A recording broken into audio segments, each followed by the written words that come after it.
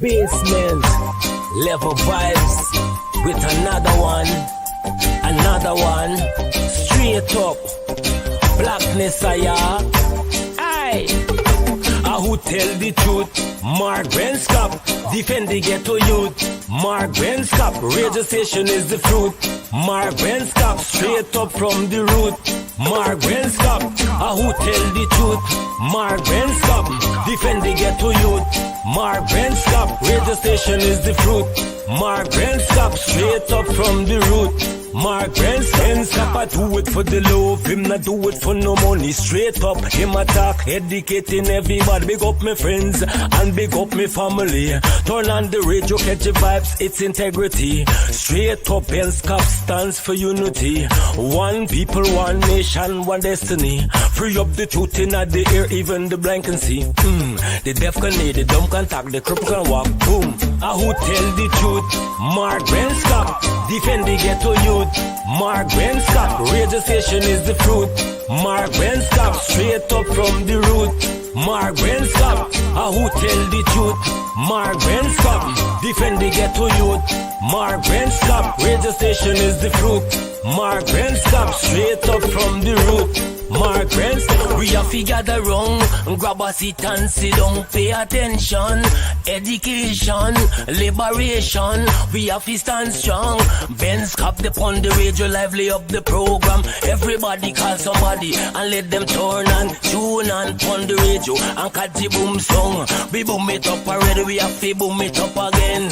Expose and reveal him. Who tell the truth? Mark Benskop, defend the ghetto youth. Mark Benskop, radio station is the fruit.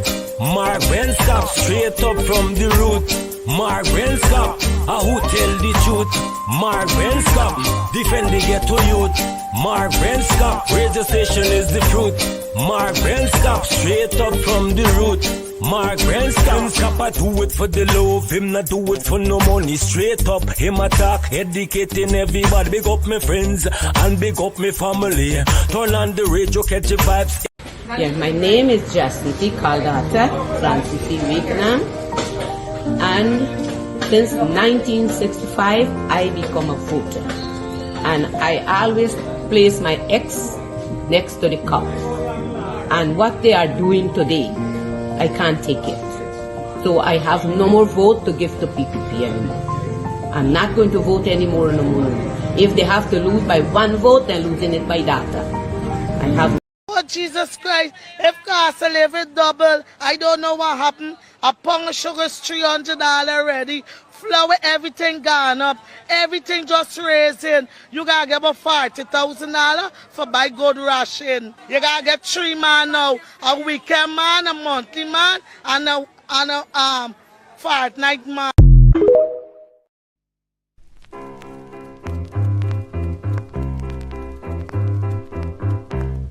Hey fans, it's karaoke and oldies night this and every Thursday at Club Twilight Sideline Dam, Buxton. Dance to the magical songs of yesteryear by popular DJs and Camps Audio. Admission is free. Come out, let's make memories at Club Twilight Sideline Dam, Buxton North.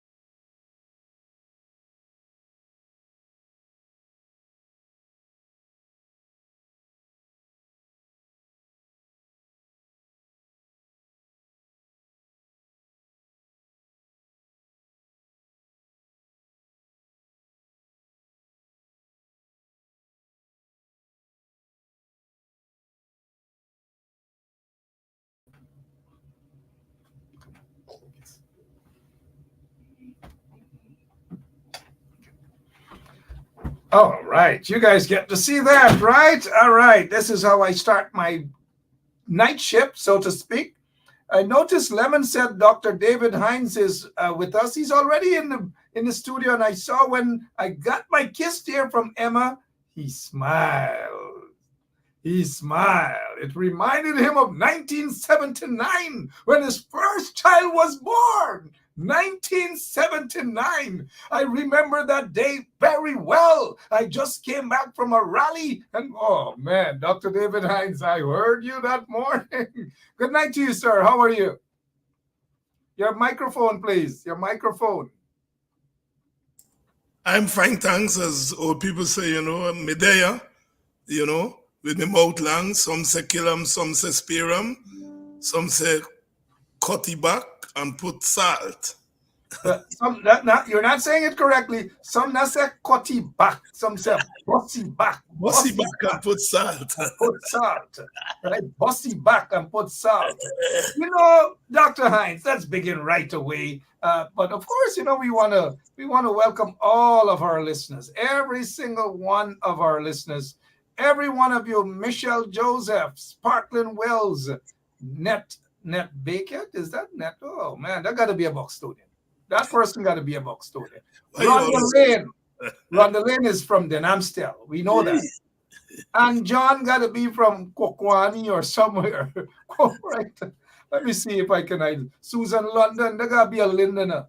Lily Golivia got to be from Bath Settlement. Let me see who else. Diane Fordyce, West Coast Morbies, got to be.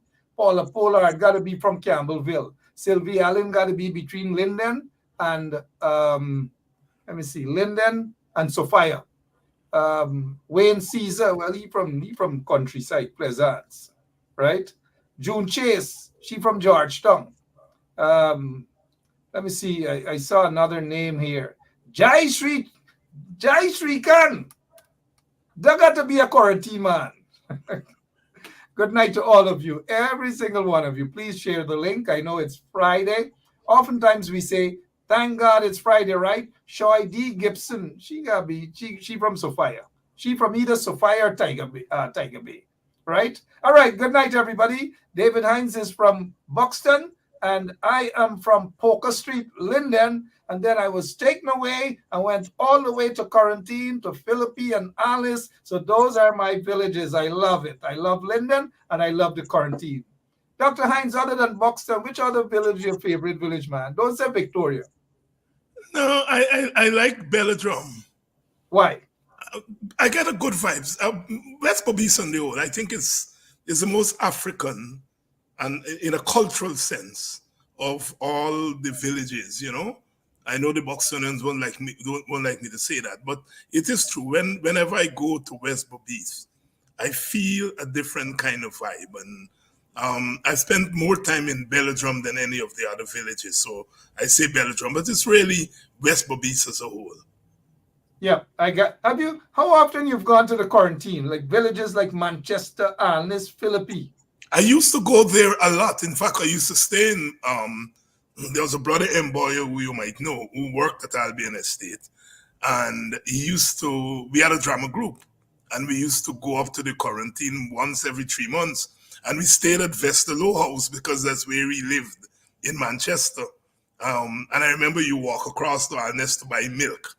There was something about the milk, the cow in Alness, that cow milk. I never see cow milk like that anywhere else than Alness. So I'm pretty in fact, when I went in 2011 at a campaign meeting with APNU to Union, that's further up. 51, yeah, village. A lady came up to me and said, you don't remember me? And I said, no. She said, when you all used to come on the old concert at this All Lake Granger, eventually fix up the all and so on. I used to be in the drama group at Union, and we used to go there 1977, 78, 79. So I used to frequent the Quarantine a lot during those days, including Indian villages. In those days, WPA did a lot of work in Indian villages. And I was reminding somebody, when you go into Indian homes, because I slept in a lot of those homes, you would see the deity, they have their altar there, and then you see Jagam picture. And sometimes you see Mahatma Gandhi picture. And I got the first sense of how Indian people revere Jagan, not just as a political leader.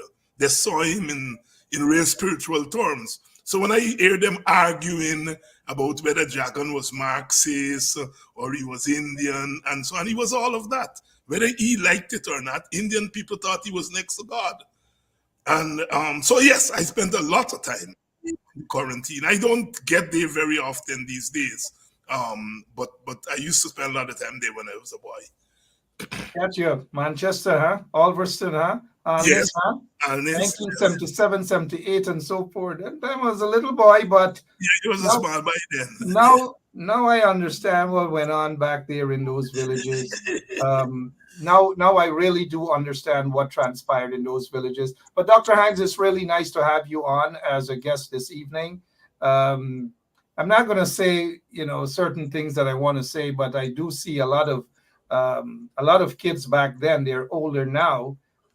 They got that same feature, that David Hines feature, but yeah. No, I wasn't that prolific. No, I never said anything. Okay, before we get in, because it's Friday, we're loosening up and then we're going to get straight into business. Let me see where in Guyana you guys are originally from. What village, where are you originally from? I just want to get a sense as to who you are. A lot of you have been watching this program for so long, and then you not only watch this program, you're in Dr. Hines' program, you're on Kadaki's program, you go to other programs. Some of you are on Burke's show, some of you are on Duncan's show, and so forth and so on. I want to get an idea where you guys are from. Anybody from Alice, Philippines, and so forth? Gerard Will Sodice is from Belladrum. Abida Monroe is from East Rumvelt. That doesn't count. Claudine Tom is from Linden. That counts. Brenda Casey. Brenda Casey. Say hello to your friend Brenda Casey, Dr. Hines. Brenda Casey is one of my favorite persons. Very knowledgeable lady. I had one conversation with her, and it was quite a long conversation, but I came away from the conversation saying that this is somebody who feel down to our core for our country. And there's that feeling that you can't explain in words, but when you talk to the person, you get that vibe. And she's a very, as we would say back in the village, she's a very particular lady. Particular. Well, she's not from the countryside. She's nowhere. She's a tongue girl. She's from Duke. She's precise with her language, precise with the way in which she pronounced her words and so on. A very proper and particular lady. Yep. Good night to all of you, every single one of you. Good night. Oderbing, what is it? West Coast Berbice, Queenstown, Georgetown, Court Paris. Somebody's from Eversham. Do you know Eversham, Dr. Hines? Yes, Eversham. When I think about I think about the Torn. When you know you're meeting everywhere you go around, when you see that steep turn there. It's called the turn is called when you pass Philippi, you pass Cromarty, then you reach a village called Wellington Park. And so when you reach at that turn now, it's called Tarlergy, going into number 35 village. But as you go further up, there's another long turn heading into Brighton. And as you straighten up the Brighton, then you reach Eversham. And when you cross that Coca, you reach Epsom. And then they're Benga. So, hey. I danced Kwekwe a couple of times at Eversham. They had a good Kwekwe group there at Eversham. But the best Kwekwe on the quarantine was at Firish. Firish, they get tail lady there. And, I remember one time we go there, they throw a Kwekwe song, we throw one, they throw one, we throw one. And a lady come out of the thing, she said, over by here, over girl come. And we had never heard that one. And she was almost 100 years old. And you can hear the little African thing there, over by here, over girl come. Remarkable. The mosquito that used to be bad there, but we used to enjoy the best Kwekwe.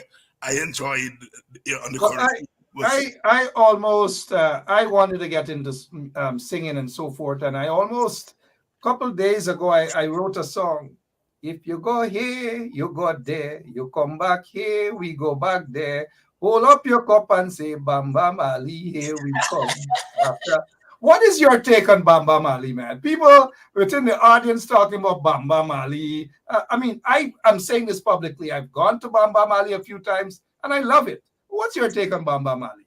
I love Bamba Mali. I always feel a sense of freedom when I go to Bamba Mali. People are very comfortable in their skin there, and it's a place you see young people, older men there, and it's a meeting place. It's almost like you go to an open air what we used to call them. Aye. And what I find is that when you walk from Regent Street to South Road, almost everybody knows you, which means that they're into their politics. Whenever I walk there, I feel as if I'm in Boston because everybody duck David Hines, you know what I mean? So it's a place for me that represents a vibrancy, and I don't know why people are talking about it in bad terms, in derogatory terms. You know, there've always been spaces like that in our country, and it's there even in Indian communities. But it's the Bamba Mali has what is called the urban flavor. It's the village got a different thing, but the Bamba Mali has a kind of urban flavor that you can only get there. And like when you go to Linden, and they have the parliament there when the big men sit down and thing and so on. Oh, that could only occur in Linden. So there are these spaces that I think are very particular to the communities. I think Bamba Mali is really an urban space of learning and education, into public learning and public education. Yeah, some folks are asking where is Bamba Mali, and we'll give Bamba Mali a plug. It's it's right here. Orange Walk, opposite Border Market on the side where the post office is. And they have a lot of businesses there. People sell fried fish, to sell whatever it is. And I like it there. A lot of ex-policemen, politicians, you name it. They're there to sit and just chit-chat. And I don't know, what time you usually get dropped off there in the mornings? Because it's called Big People Daycare.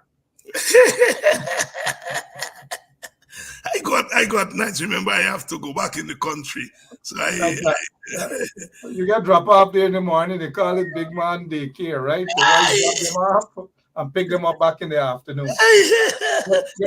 Good night to all of you beautiful people watching the show here. My name is Mark Benchop. With us is Dr. David Hines, and we're going to get straight into the program. Dr. Hines recently, couple of days ago, anti-data, and let's just remind those of you who don't know anti-data. This is anti-data. She came under attack, so to speak, because she believes it's politically motivated, that members of the PPP regime went and broke down her fence and targeting her family. As a result, she believes, as a result of this. Yeah, my name is Jacinti Caldata Francis Vietnam. And since 1965, I become a voter. And I always place my X next to the cup.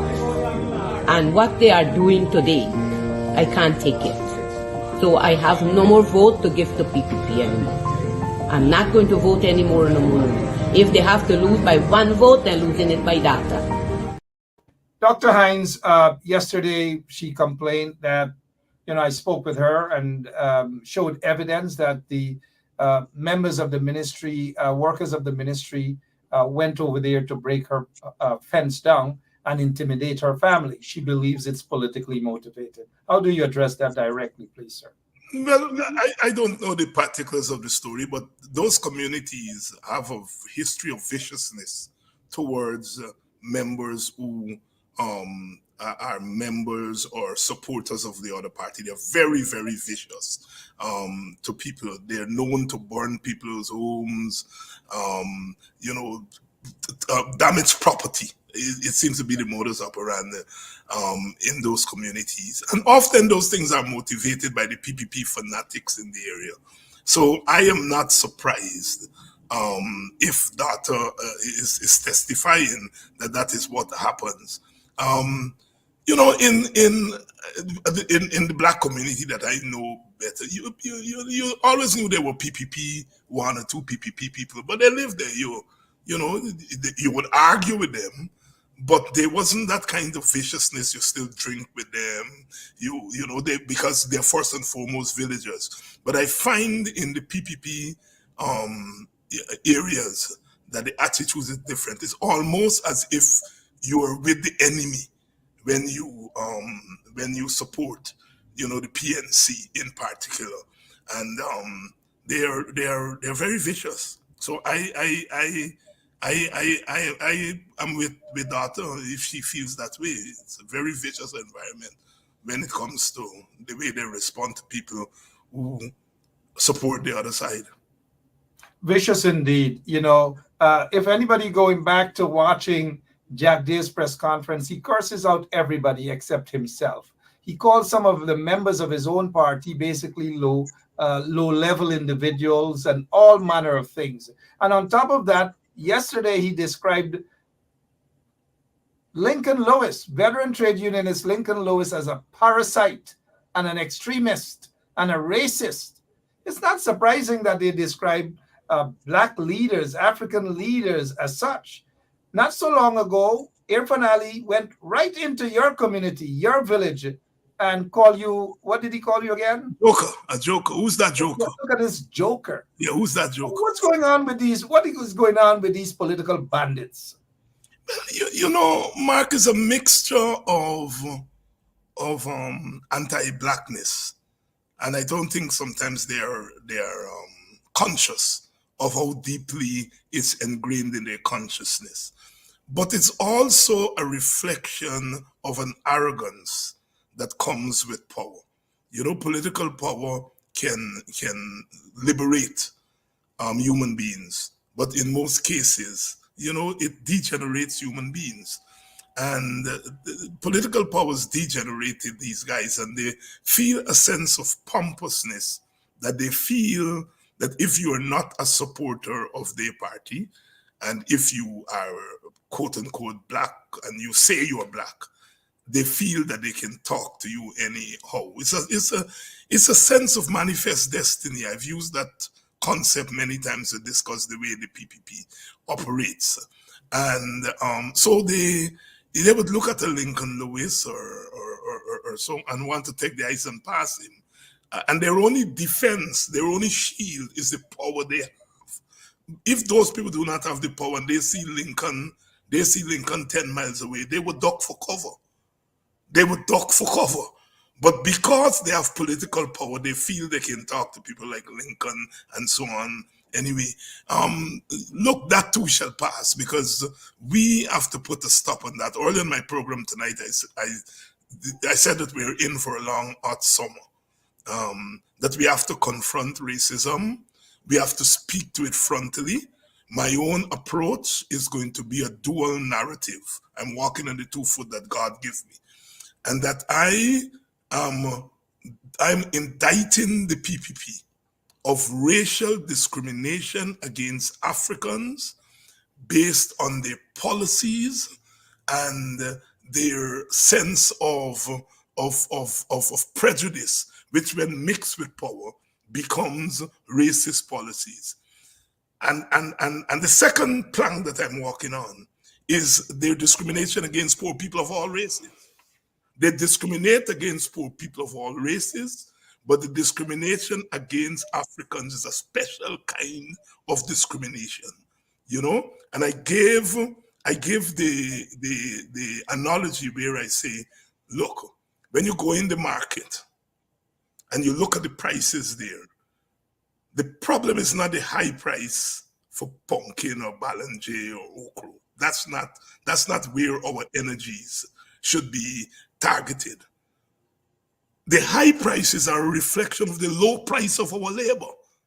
If they pay workers more, then those prices become low because your money now is able to stretch more. So it's really, the high prices are really a reflection of low wages. And that's what we have to target, the raising of the wages. And I said, look, all workers have bad wages. But when sugar workers pressure their union and said, we need a rise of wages, the government sits down with the sugar unions and they give them a top-up.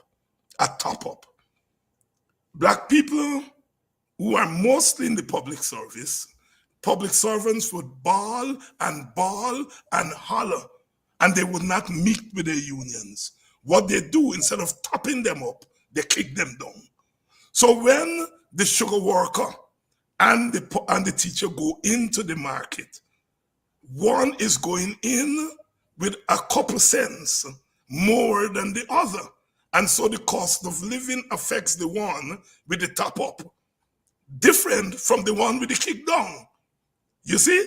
And so therefore, the narrative that we always say, well, you know, black people suffering, but other people suffering, it masks the difference in the suffering, right? They got sufferers who get in top up, and they get sufferers who get in knocked down. And when you multiply knockdown over a period of time, you get knocked out. And you become what they call in America the underclass. Because your inability to stretch your dollar then leaves no room for social mobility. So the emergence of a black middle class today is something that you can't envisage. Because going into the middle class means that when you finish paying all your expenses, you get a little small piece that you can take now and invest, and let that investment make money for you. And that will lift you out of the working class and carry you into the middle class. The public servant doesn't have any disposable income. So he or she doesn't have anything to invest. And if he or she goes to the banks ask for collateral. If you only get nothing to invest, you have no collateral. So you can't get a break from the bank. You can't get a break from the government through wages. So you are condemned to being poor. And poverty multiply 10 times really take you out of any social mobility. And that's the condition of African people. And we have to say that. We have to say that. Indian sugar workers, for example, Indian farmers, the government implement policy in order to those people to at least get a little top up. There's a document in which the government responded to IPADG and IPADG charges. And the government, Mark, this is not an Indo-Guyanese brother or sister. This is a government said, black people are in the condition that they are because after slavery, they made bad economic choices. They invested in planting food to feed themselves rather than planting food to sell. And so therefore, they're not able, they did not become entrepreneurs, and they find themselves outside of the business sector. This is your government. And if your government believes that, then your government is going to implement policy to reflect that. So you understand the reticence towards African Guyanese, that you don't give them the wherewithal, because the government is saying that's not our responsibility. Slavery is the white people's responsibility, and let the white people give them reparations. What happened after slavery is not me business. All right. And so therefore, the reparations after slavery must go to indentured laborers, not to enslaved people. So when you have that view of the different groups, then your policies flow from that. And you understand why Jadyo says public servants produce nothing. It means, therefore, that they are not central to the workings of the economy because they produce nothing. And if they produce nothing, then they do not deserve the same kind of wages. The sugar worker produces, in cotton cane, help to produce sugar. The public servant sitting down behind a desk A ministry produces nothing. A teacher produces nothing. A nurse produces nothing. Because whatever they produce, you can't sell. Follow the drift of the argument. This is the government now, you know. The government is saying that these public servants, they're not productive citizens. You know, these are the same public servants that back in the days when the PPP were burning the sugar canes, burning the cane fields, and all these things, Dr. David Hines. We saw back then, at least based on our history, that it was the people in the bauxite industry that carried the weight, the economic weight of the country, while the PPP folks were burning the cane fields. And then the public servants now had to take up their position, not because the PNC or Bornham wanted public servants to go and cut cane, but because of what the PPP was doing, then public servants had to put in their 1 and 2 hours in cutting cane. Is that how you see it under the Bornham government? But that was a fact. That was a fact. I mean, bauxite carried the economy for a long time because the price of sugar began falling in the world market from as early as the 1960s.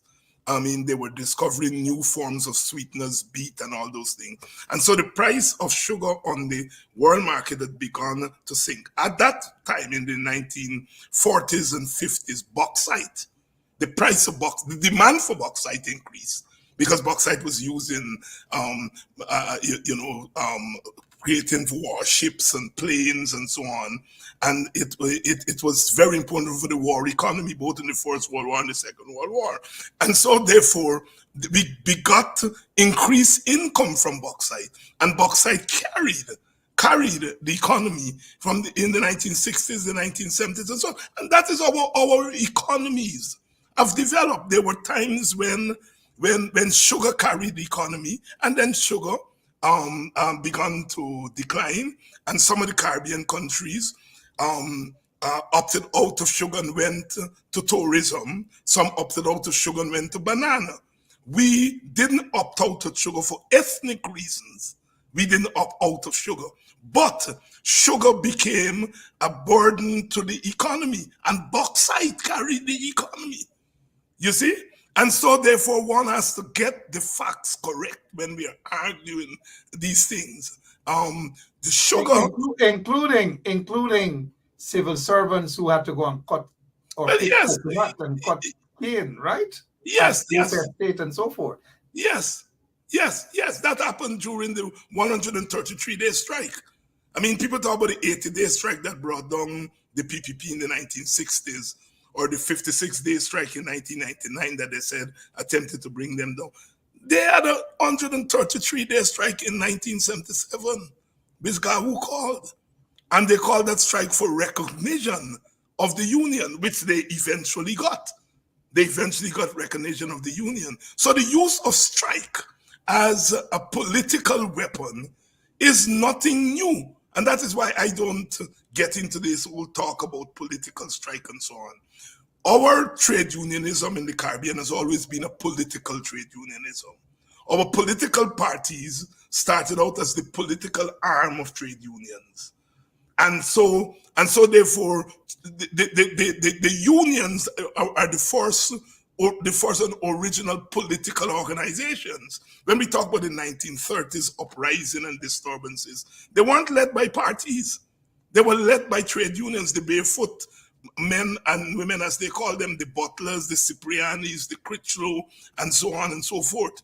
Well, not Cipriani. Cipriani wasn't a barefoot man. He was a union man. Marichaux and so on. These were the people who struck the final blow for independence. And it was out of that the Moyne Commission came and said these people want independence, and then the political parties arose. But even Bornham, Forbes Bornham came from a union. He was part of a union. Chetty was also part of a union. Yes, Bornham was the president of the Guyana Labor Union. And Chetty was part of his... Chetty formed the union.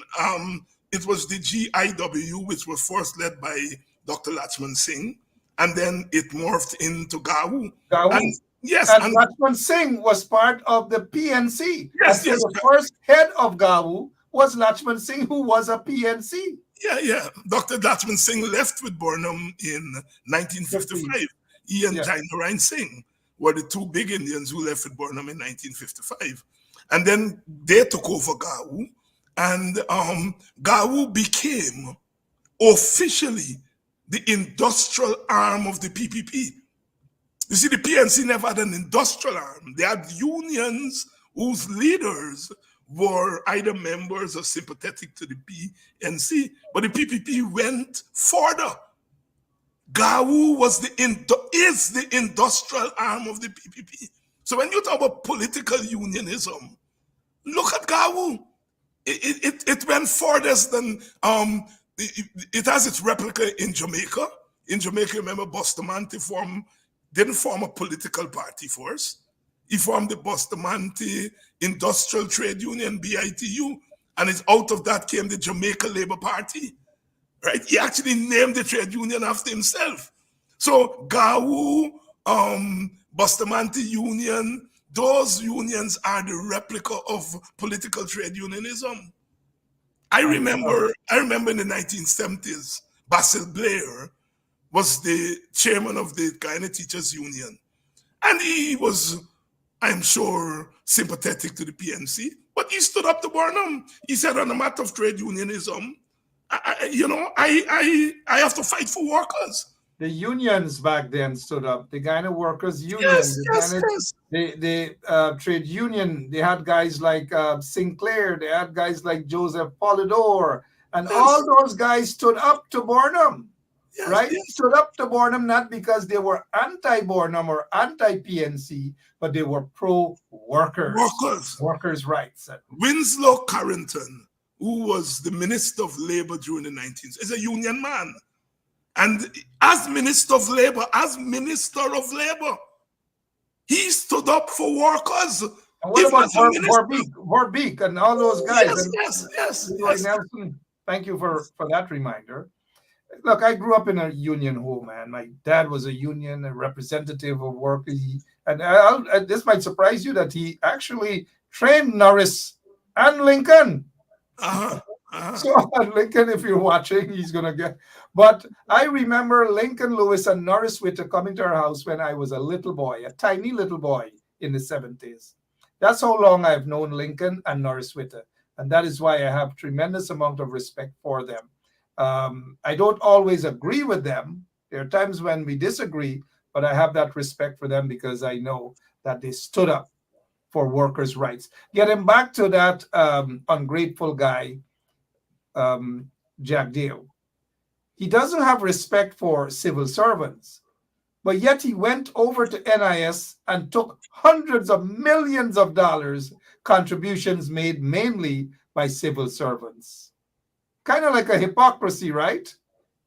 He doesn't see it that way. You see, Jack Dale is the product of a new kind of development in our country. A special type. Yes, it's a special type, Special needs type. And this is not knocking special needs folks. In a positive sense. It's a convergence of Indian retribution, Indian revenge. Jack Dale is very much into that. He's shaped by that. It's a kind of Indian revenge. And people say it's a new thing in terms of the way in which he plays with the Indian private sector. But it started under Jagan. Once you had the second split in 1956, Rory Westmus, Martin Carter, Sidney King, they left in 56. And even before they left, in walked what? Mr. Bihari, C.R. Jacobs. They were the cream of the Indian business class. And they went in and became ministers in Jagan government. And Jagan referred to them as patriotic capitalists, patriotic businessman. So when people see Jack Dale playing games, we're not playing games, integrating the Indian private sector into the party, he didn't start it, it started under Jagan. You see, they shield the Jagan from a lot of things that he was Marxist, he wasn't into race, he didn't like capitalists and all that. No, Jagan was like any politician of his generation. He took advantage of whatever there was in order to maintain himself in office. All right? I'm not saying he wasn't a Marxist. He was a Marxist, a doctrinaire one. Too doctrinaire for the liking of even some of the younger Marxists like myself. Right? He's doctrinaire. Do you still see yourself as a Marxist, a Yes, capitalist? yes. My understanding of Marxism is Karl Marx's body of work that critique capitalism. It's that body of work that Karl Marx did what is still the best critique of capitalism. And it's that body of work that they call Marxism. That we normally say if Karl Marx himself were to come back today, Marxists would chase you away, right? Because he was in the 18th century, he was critiquing 18th century capitalism, right? If Marx had lived in the latter part of the 20th century, his analysis would have been different. But yes, I still see myself essentially as a Marxist, but I'm not only a Marxist. I am a Marxist who comes out of the African community. And the Marxist that comes out of the African community parts company with doctrinaire Marxists who say race is false consciousness. I am black and I feel the effects of race every day. It's not false consciousness. People from other ethnicity can say that we black people. So we develop what is called black Marxism.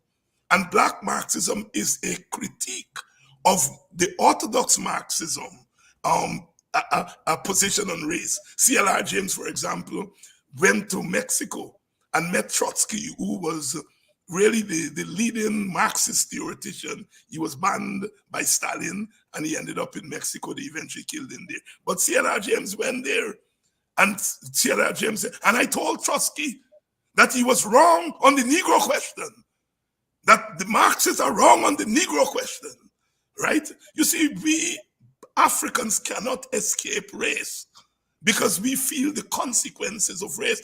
As Bob Marley said, every time I hear the crack of a whip, my blood runs cold. I remember how they brutalize our very soul. No, you have to be the descendant of enslaved people to really construct that image of the world. And you bring it to your music, you bring it to your academics, you bring it to your ideology. So yes, we are Marxists, but we are black Marxists. So we don't share George Padmore, who was from Trinidad and was the highest black person in the Comintern. The Comintern was the Soviet highest world body, and Padmore was there. And when the Second World War broke out, Russia tell Padmore, don't attack France, don't attack England, because they were the allies, right? And Padmore said, but France and England have colonies in the Caribbean where I come from. I have to attack them.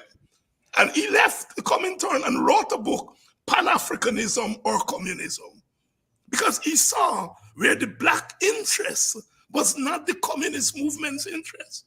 So although we are Marxists, we have problems with Marxist theory, orthodox Marxist theory, and we have problems with Marxist organization. We get, thank you so much, Dr. David Hines. For those who are now joining us, welcome. It's a history class we're in with a professor. We have him for the night. We're not paying him, Professor Dr. David Hines. I noticed Francine, and let me just sound a warning to Francine that you continue to behave yourself or you will be blocked. People say that I should not block. Francine has been accusing and saying that we don't tolerate free speech here, all because Francine wants to talk whatever she wants to talk. It's not going to be tolerated, Francine. Be responsible, be respectful of others. But Francine here has an interesting comment here. Francine Cruz is saying, we, the WPA, are socialists and proud of it. Is that, respond to that, socialist? No, she's correct. We describe ourselves as independent socialists. Guyana is a strange place, eh? Clive Thomas reckons that we are the most progressive society in the entire world. We don't resist progressive ideas.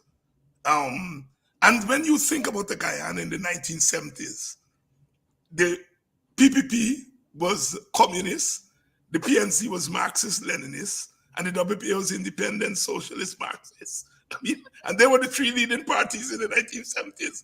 You know, in 1983, we found ourselves, all three parties warring with each other. By the time the PNC and the PPP and WPA had fallen out, we fall out with the PNC first, and then we fall out with the PPP. But when they invaded Grenada, all three parties were out there picketing the Americans, only in Guyana. Is that when I think one of them, either Rohi or Janet Jagan, were accused of throwing a firebomb in the U.S. Embassy's compound or something? Yeah, I've heard that story, but it's not true. It's not true. Just like flushing a bullet down the toilet at Freedom House was not true. Well, I don't know. I never was a Freedom House person. The history, that is, the Abrams family killed in the fire. Was not true with them and the connection. Look, I believe in the thesis of no guilty race. In our racial conflict, no race is guilty. Let's go political part. Let's go to the problem that you just said, that the WPA had problems with the PNC and Burnham. Why? We shared a lot of the ideological direction of Burnham. In many regards, members of the WPA influenced Burnham's progressive direction. Guyana was the architect of the Pan-African policy towards Africa, African liberation policy. Guyana was the head of the committee that set up the Cooperative Bank. He was the head of the Land Reform Committee. He gave our country the name the Cooperative Republic. And so a lot of the policies, the socialist policies, we supported. Where Burnham and us fell out was on the question of political dissent. And that was a sin not just of Burnham, that old generation of leaders, the Joshuas. These were men, mostly men. These were men who were seen as God. They were charismatic leaders. You know, people saw them next to God. And over time, when people see you next to God, you begin to personalize it, and that you believe that the power really belongs to you, and the power become personalized. And that whole generation, Williams, Burnham, Barrow, Eric Gary, they all had that problem. And so our problem with Burnham was on the question of dissent, the way he dealt with dissent, the way he dealt with opposition. And we fought it out in Guyana as they fought it out in Grenada. In Grenada, they managed to overthrow Gary. But it was fought out. It was a Caribbean-wide thing. So the dissent and the problem that you guys in the WPA had with Burnham got to the level that the intention was to get rid of the Burnham's government then. The intention was revolution. It was a period of revolution. Get rid of the Burnham. It was what Calypsonian Valentine called the Roaring 70s. There was revolution. Eric Williams was almost overthrown by the Black Power people in 1970. The Americans and the Venezuelans had ships off the shore of Trinidad. Fair enough, Dr. Hold on, Mark. Let me explain it. Sure. What I'm trying to say is, and Mr. Granger, I think, got that right. There was a dissatisfaction with independence. The independence leaders had come to power, and they had grandiose ideas about what they could do. And they got into power, and they recognized they couldn't make changes as fast. Black people still weren't working in banks, and so on. And there was a general dissatisfaction in the region. And this was manifested in the Black Power movement, which is where the WPA came out from. And so you had all these challenges to Patrick John. Patrick John was overthrown by the left-wing people in Dominica. Eric Gary was overthrown. Balthasar, they overthrow Mr. Aaron. And so it was a period where people on the ground were saying, we are in office but not in power. And the leaders saw that as an affront to them, because remember, they are the Joshuas. And so there was this conflict between what Professor Gordon Rollier called the conflict between the fathers and the sons. Because Rodney was really the son of Burnham politically. It was Burnham as education minister that opened up possibility for Rodney to go to Queen's College. And Rodney goes to Queen's College, goes abroad, gets an education, comes back, and he's challenging his father and saying, Daddy, you know, this is not what you promised us at independence. The same thing they're telling Eric Williams in Trinidad. You wrote Capitalism and Slavery, we read it, and you tell us that we have to revolutionize and break with capitalism. You are not doing it now. You know, so we have to see the WPA PNC conflict in that larger context. It was something that was global. You see, if we reduce it to the WPA wanted to overthrow Burnham, that's simplifying it. You know, and we are not able then to get out of the model that we find ourselves in. That is why 30 years later, Robert Corbyn, who was seen as an enforcer against the WPA, could sit down with Clive Thomas and Rupert Rupnarine and create the APNU. Because both sides agreed, look, that was a period that we passed through. You know, and when Rupert Rupnarine went to West Bobbies, and that's why I said I love that place. And 2011, as we formed the APNU, I would go pick up Rupert at Micah, we would go to Belladrum, Hope Town, just walk through.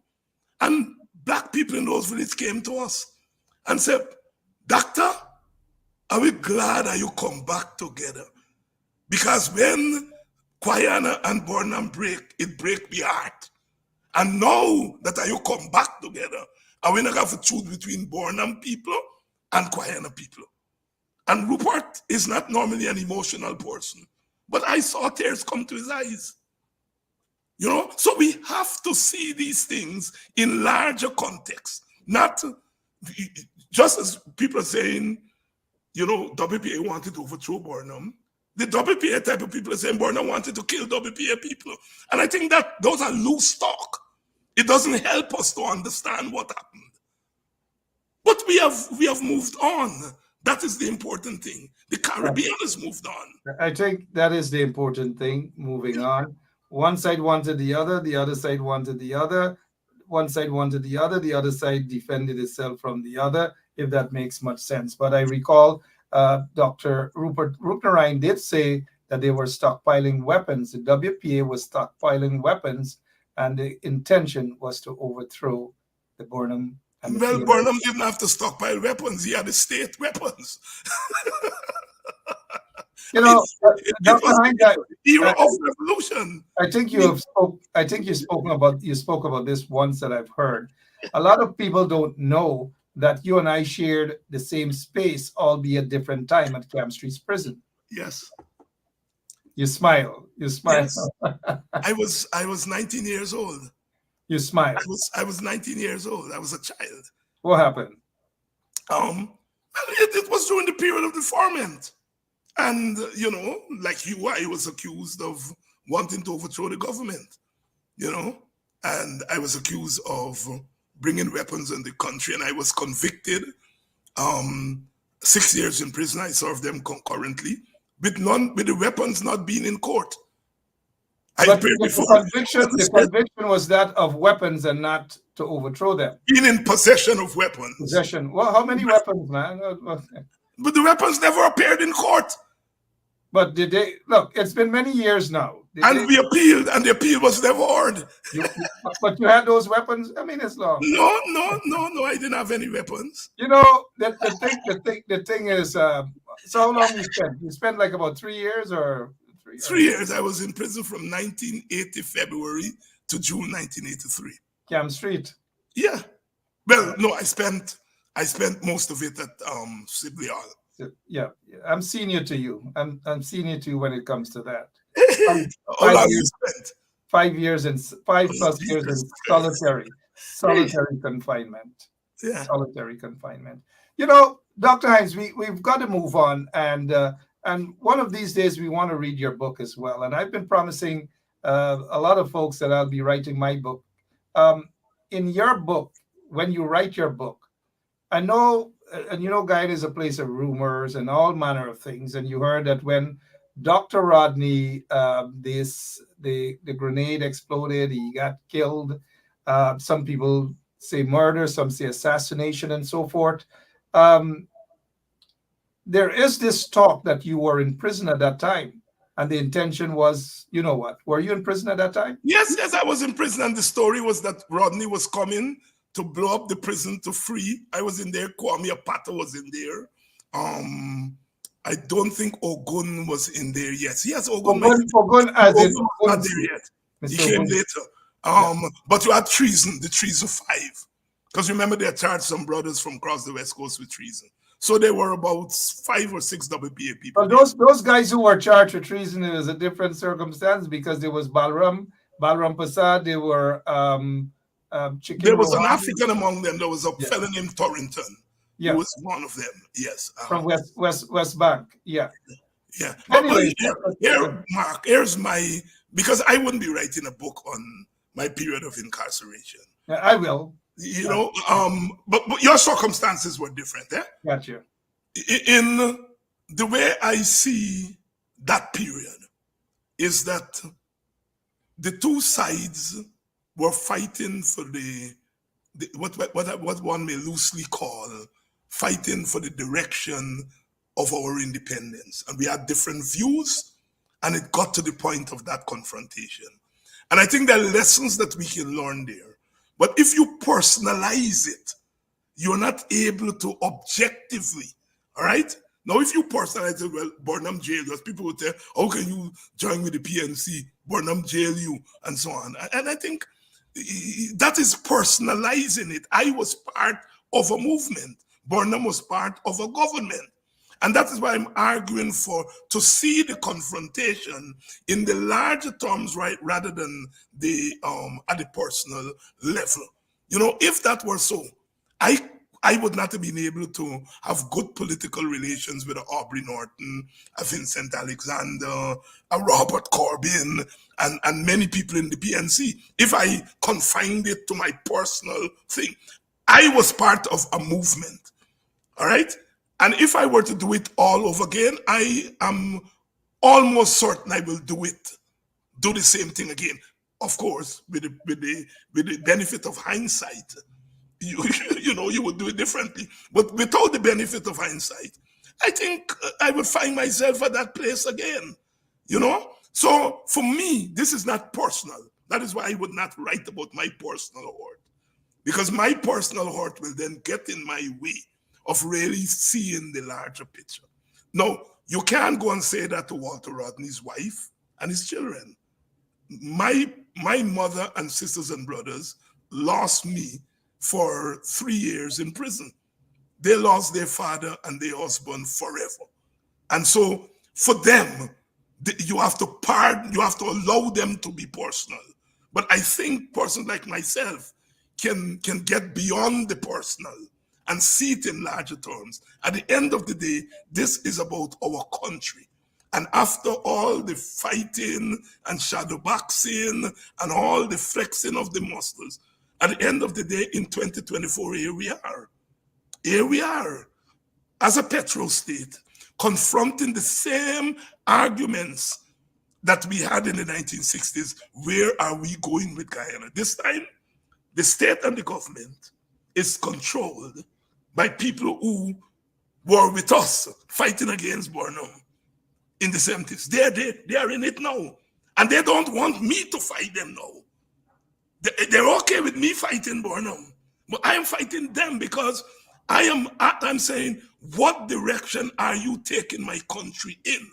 You're taking my country down a dictatorship. I have seen that before. I don't want that for my country. I'm fighting you tooth and nail. And and what are they threatening to do? To do me the same thing, throw me in jail, kill me, right? As Rastaman said, the more things change, the more we rearrange, everything remain the same, right? Yeah, Dr. Hines. So that's why I do not personalize my thing on the Burnham, because I'm going through the same thing now. There has been a lot of talks about and speculations as to who really killed Dr. Walter Rodney. The PPP folks saying it was the PNC folks saying it wasn't them, the WPA, some of them saying it was the PNC, it was Burnham, and so forth. I want to hear directly from you, Dr. David Hines. Do you believe that President Burnham then had something to do with the assassination of Dr. Walter Rodney? Look, let me put it for our audience today. Do you believe Jack Dio and Irfan Ali had anything to do with the killing of Orrin Boston and Quindon Bacchus? And the answer has to be yes, they're in charge of the state. They may not have told the policeman go and kill that man in his bed, but they're in charge of the state. And if you're in charge of the state and the state murders somebody, then as the head of the state, you have responsibility. And that same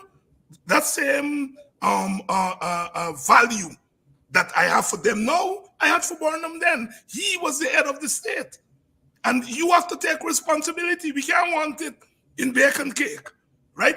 If the PPP today, we are saying to them, the killings that are happening, all those killings around the Buxton thing in 2006 and the phantom killings, they are your doing.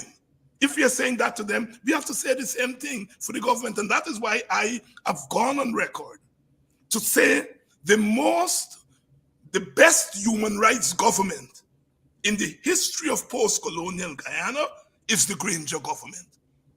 There were no political assassinations on the Granger. And we have to say that. We have to give Jackie jacket.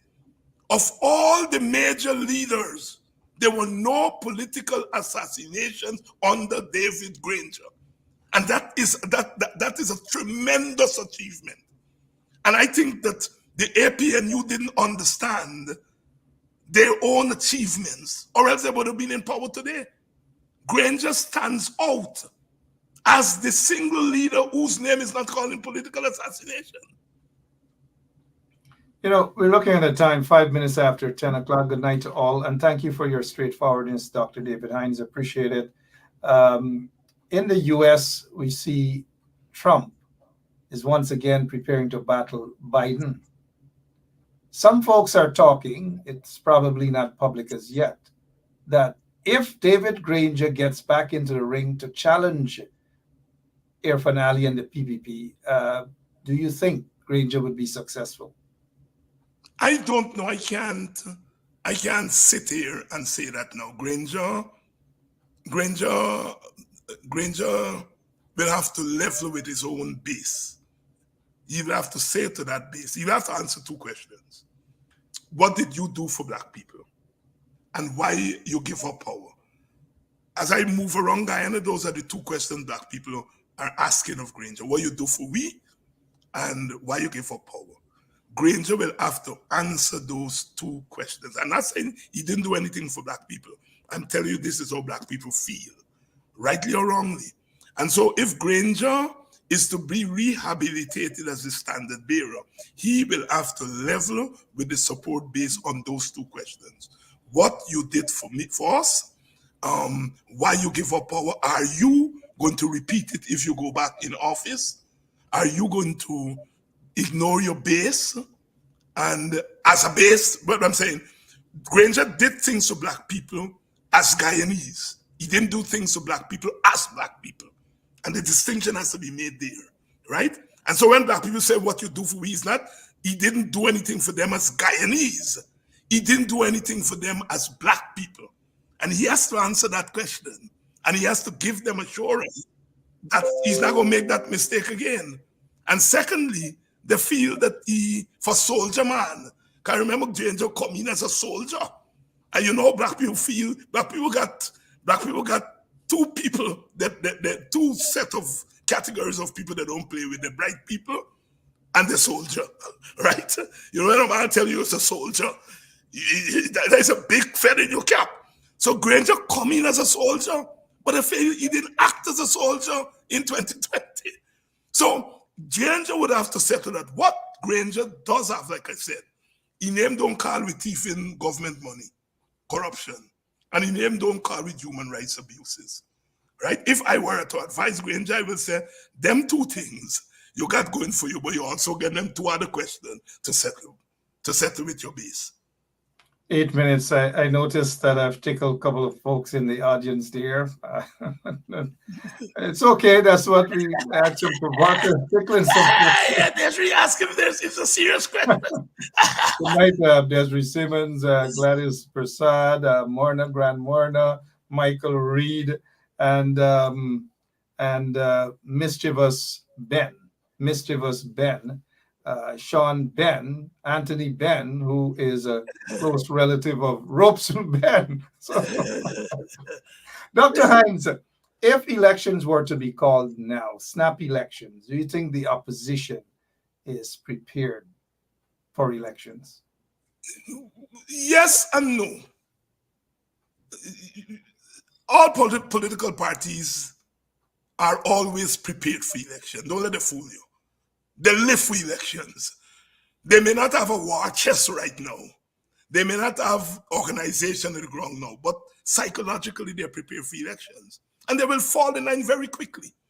I hear that business people are not giving money to the PNC and so on. If election call tomorrow, money gonna start pouring for the PNC. I mean, it's the reality of election, right? So that is the yes of it. The no of it is there has been a rupture because of 2020. It's regime change. And the regime change, I noticed Brother Nagamoto call it that in his book. And you would remember, Mark, it was on your program that term was force use. On your program, that term regime change was force use. As a result of regime change, the victim of regime change is always battered and bruised. You check all the parties and organizations that were the victim of regime change, they end up abusing Mati, fighting down Mati, and so on, because it's the blame game, who responsible and who wasn't responsible. The PNC, I think, has taken longer than many of us expected to get themselves back together. All right? And I think they have not gotten to that point yet. They're entering into a Congress where there's going to be a contest for party leadership. And from all you're hearing and seeing, it's going to be brutal. And I don't know, as a political culture, that we are ready to go through a brutal leadership contest and then hug up after the next morning and say, kumbaya, let's go beat the PPP now. I don't know that we have matured to that point. And so the Congress and the leadership contest coming within an election year may not necessarily be an encouraging thing for the opposition, because they haven't healed yet. And I think the leadership contest is going to open some old wounds. Because you're already hearing Roysdale belong to Armand faction, Granger faction. So the shadow of Granger is going to be over the Congress. And Aubrey belonged to the old group, the old PNC faction. And so the shadow of Corbyn, although he's out of it, will be out there. So when you say the shadow of Corbyn, because Aubrey doesn't fall in the shadow of Corbyn and the old PNC culture. Is that what you're saying? That yes, they all come out of the YSM and they graduate in the PNC in a way Granger didn't and Harmon didn't, and so on. But Granger came out from the YSM. Yeah, but Granger wasn't. Granger was in the army. Granger wasn't. He wasn't a party man. I mean, he supported. Got your point. Yeah. But Aubrey and them boys cut their teeth in the party. They wear the buckler in the party. They graduate from buckler to shorts in the party, and so on. They're and so the contest is going to be is a Roysdale who is seen as a newcomer, and the Norton who is seen as an old timer. And it could that's if it's not managed properly, it could prolong the wound in the party. I hope it doesn't. For the sake of African Guyanese, for the sake of opposition supporters, and ultimately for the sake of Guyana, I hope it doesn't play itself out. I hope it's managed properly. But I say all of that to say that on the one hand, yes, as a political party, they are prepared, because political parties are always prepared, especially political party like the PNC, which is an electoral machinery. They're always prepared. But no, the wounds are taking too long to heal. Very, very long to heal indeed. People need to move past the wounds. The wounds should have been healed. People need visionaries. People need unity within the party and unity within the coalition. Leadership. That's what people are looking for. Strong leadership. People got to keep looking. Is the WPA going to get back into the coalition or what, as we prepare to wrap up? That is not a question I can answer on behalf of the party. There's a lot of pressure on the WPA to enter some form of coalition. WPA can't win an election on its own. So if WPA is going to participate in an election, it will have to participate as part of a coalition. That is a decision for the party to make, because like all political parties, there are varying and various views on that issue. The WPA itself has its post-regime change strictures that it has to work through. It is just that it's a small party. How much remember you giving now? How much we gone up to? 12. Oh, sorry. You guys gone. Sean Anthony Ben left you guys and gone with PNP back, and then he left you guys in the PNP. All right, give me 12. But he's gonna go with his cousin Robeson Ben. Y'all be careful with Sean Anthony. You have to say 13 because you have to add in Francine. No, Francine is all over it. But that is not a question that we can answer now. All I can say is we have ideas and things that we feel that a government in this time should do. And we can only help to get those things implemented if we are in government. And so therefore, the party has to face the reality of elections. Or if it doesn't want to go to elections, it has to go back to being a pressure group. All right? So those are discussions that they have to settle. Go ahead. Roysdale announced his candidacy. He was on here last night. The leader, Mr. Norton, was on the previous night. What is your take on Roysdale's announcement that he wants to challenge Mr. Norton for the leadership? I think challenging for the leadership is always a good thing. I have followed Roysdale over the last 3-4 years. And I have to say, I think Roysdale has matured politically. I mean, he doesn't have the same kind of long political activism as Aubrey. And so it took some time for him to find his quote-unquote political feet. But I think he has found a footing. And I think he should be taken seriously as a candidate.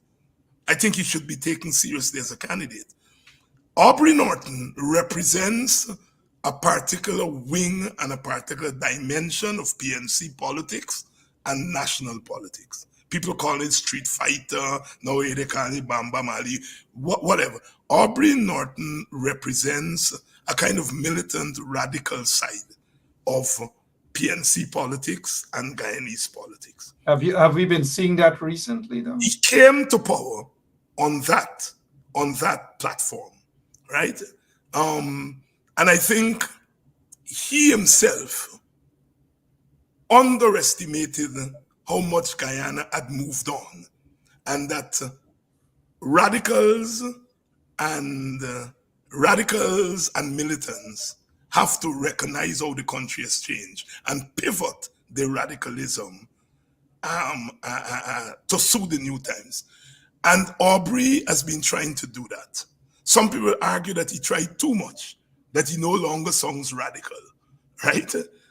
That's a strong argument. He will have to answer that, right?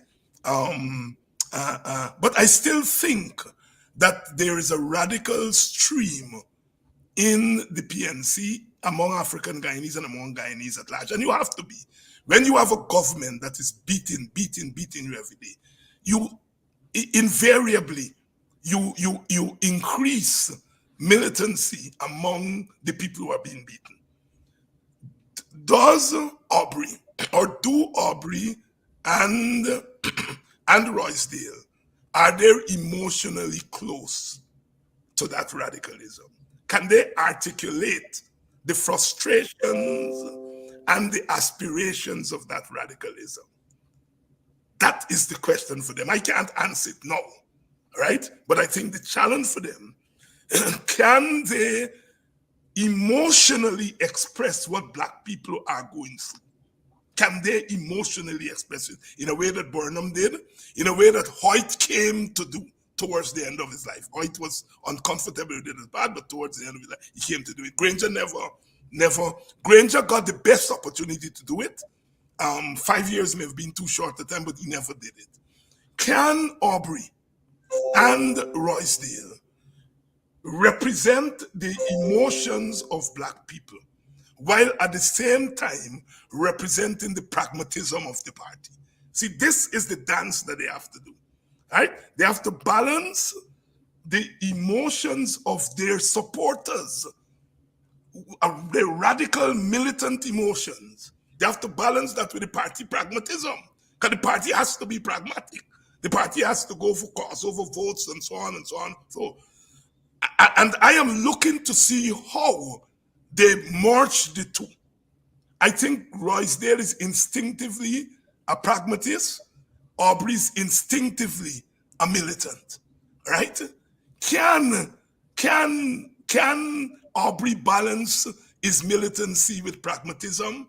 And can Roysdale balance his pragmatism with militancy? And I think if they're able to do that, then they would have come very close to giving the kind of leadership that is needed at this time. I think people like myself, if I may say, have a role to play.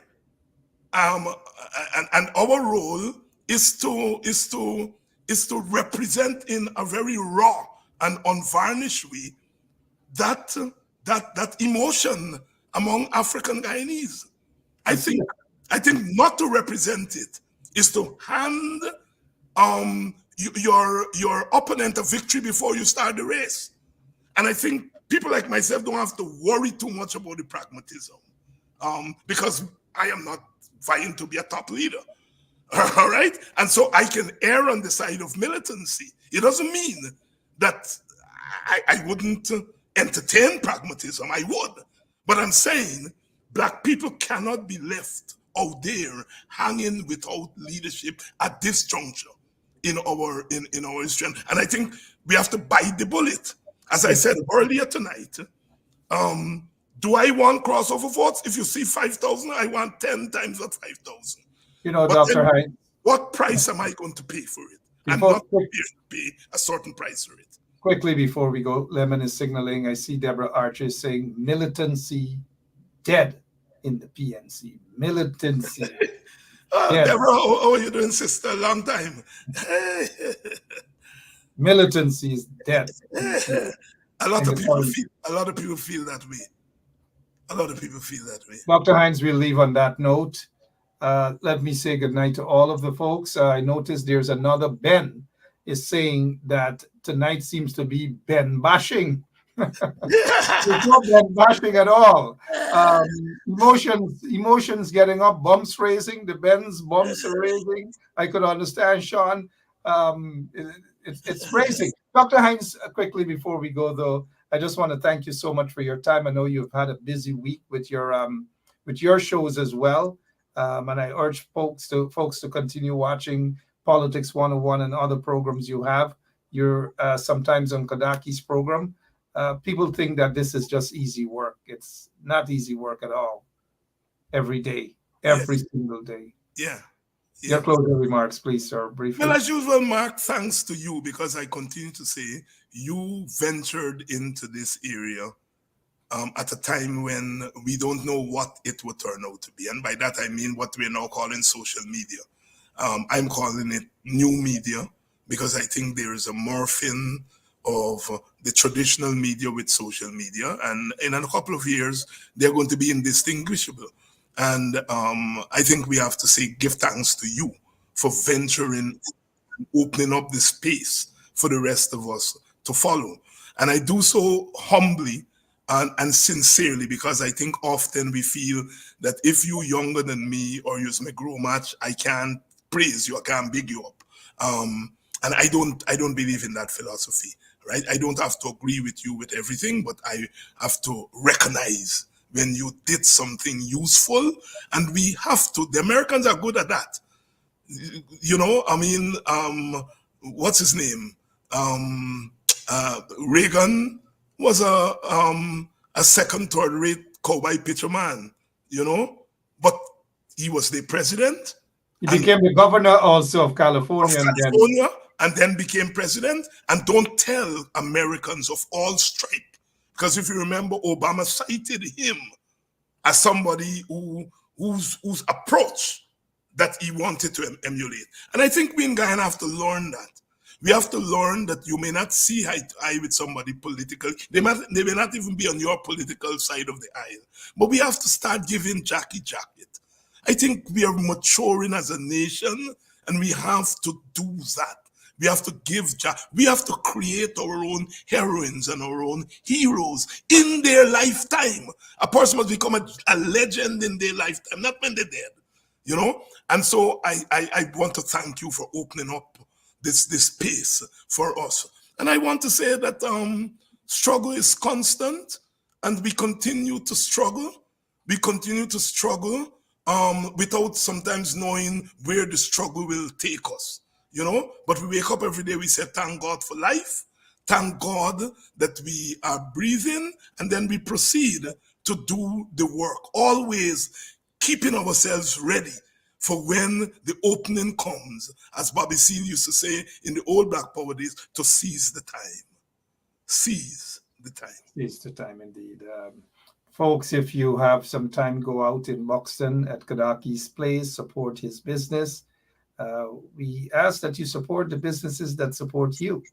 And, you know, Dr. David Hines, I remember those years, many, many years ago. You and I, as much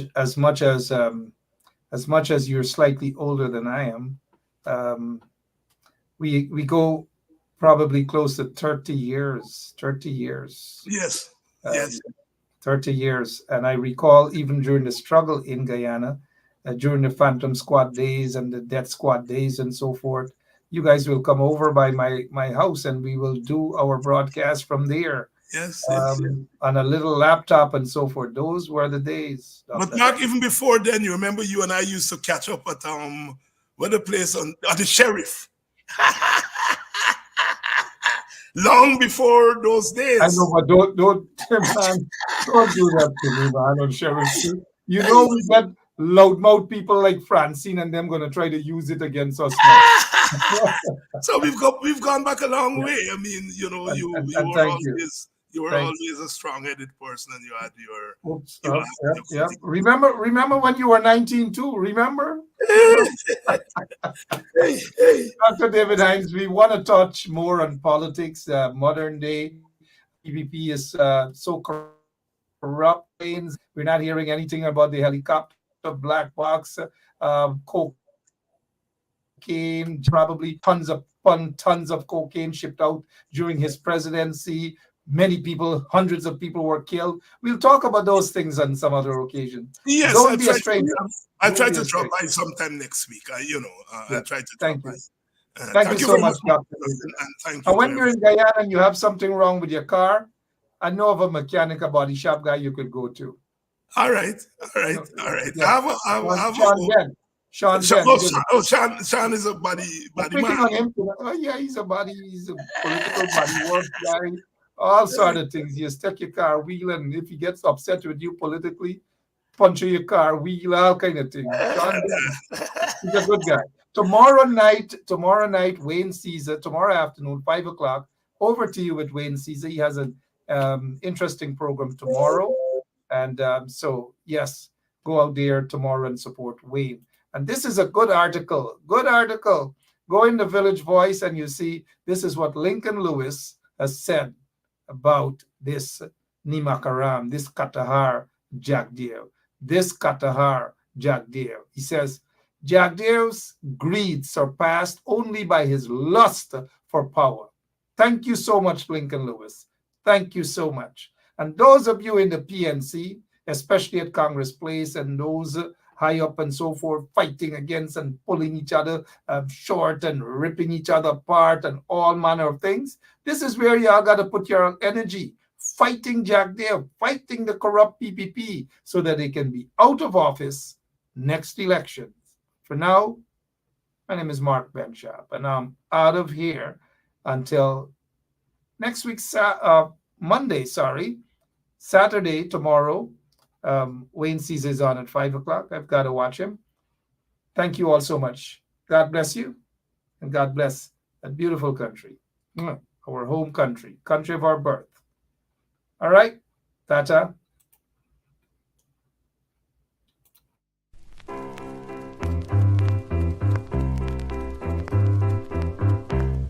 Hey fans, it's karaoke and oldies night this and every Thursday at Club Twilight Sideline Dam, Buxton. Dance to the magical songs of yesteryear by popular DJs and Camps Audio. Admission is free. Come out, let's make memories at Club Twilight Sideline Dam, Buxton North.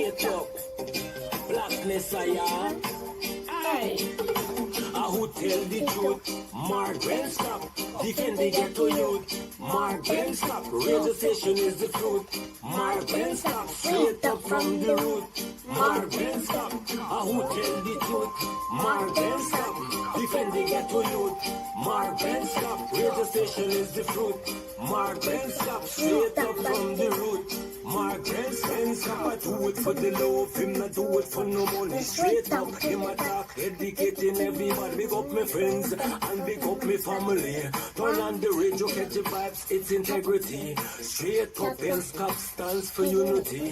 One people, one nation, one destiny. Free up the truth in the air, even the blind can see. The deaf can hear, the dumb can talk, the cripple can walk. Who tell the truth? Mark and stop. Defend the ghetto youth. Mark and stop. Registration is the truth. Mark and stop. Straight up from the root.